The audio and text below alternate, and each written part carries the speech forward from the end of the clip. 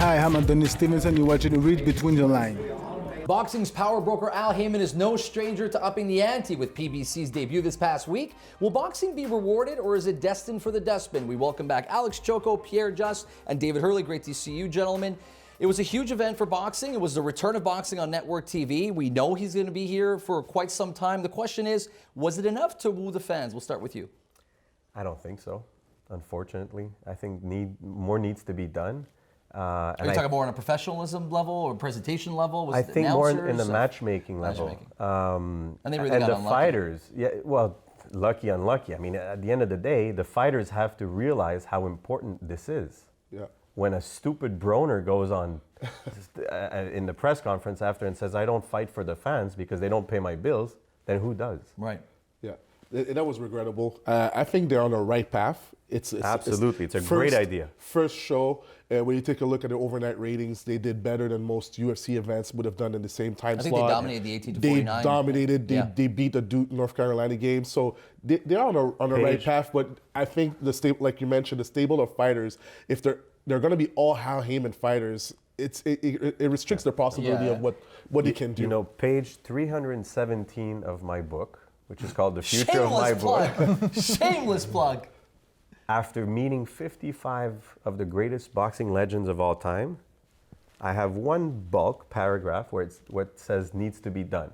Boxing on free TV is a must. Right. At this stage, eventually will be internet because of the quality of the streaming and so on. But right now, it's a great thing they're doing. Yeah. How do you like the presentation? You know what? NBC this week or last week, and this week it's going to be Spike TV. I like the fact that it's coming back with another card right away. Yeah. It's giving the viewer, it's going to grab the interest right now. Exactly. And boxing needs this. What it also needs is, and I mean, I hate to be redundant and repeat what everybody else says, we need heavyweights. We need some serious heavyweights. I was so happy when Wilder won. Yeah, but do you need a heavyweight or do you need a great American heavyweight? Because absolutely. It's a great American heavyweight, but you need more class in that weight class. You need some guys, some good polished fighters. You have a guy by the name of Michael King, who's a friend of Sugar Ray Leonard, who was the guy who found Oprah, made Oprah what she became. He used to own Jeopardy and all those syndicated shows. Yeah. He's invested millions of dollars to take athletes from various fields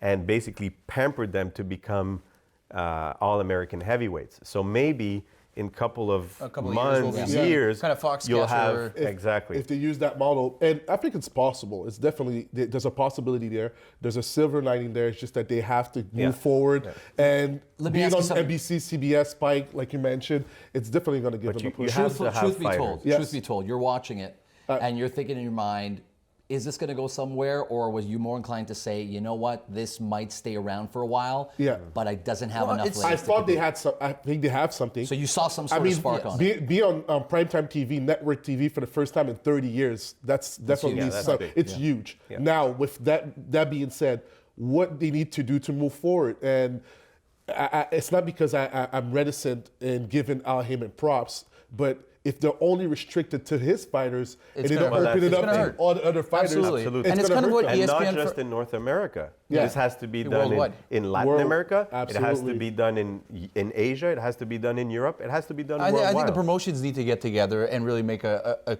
combined choice to help boxing grow. I mean, there's an opportunity there, and they really have to grasp it.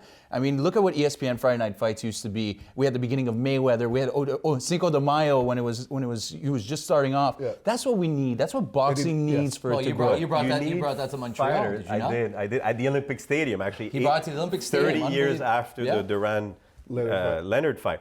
But you need to have fighters that have put it all out there. Yeah. Put it all out there. Well, absolutely. You have to have the experience of a lifetime every time you watch a guy. That was Mike Tyson's motto. It was the entertainment value to his motto. Well, another team that's having the experience of a lifetime is the Montreal Impact, as they're now through the semis. After the break, stay with us. We're going to our Pretender Contender segment.